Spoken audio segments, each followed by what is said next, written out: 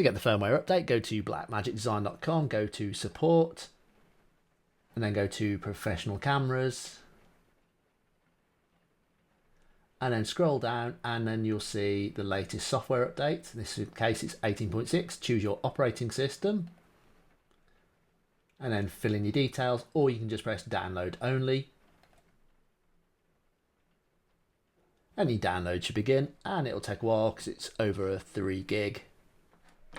Open your downloads folder and then unzip the zip file.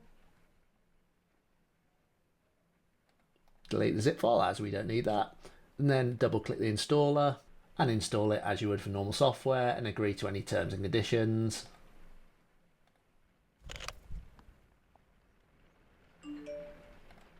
And close the installer and move it to the bin. Go into your launchpad and search for Black Magic, and we want Black Magic Camera Setup. Alright, so once this loads, all you need to do now is connect your USB to your camera and turn your camera on. Click on this symbol here and then press update. The camera will turn off and you'll get a progress bar showing you your upload status. Just be a little bit patient now. Alright, so it's ready to go. You've got the new firmware on there.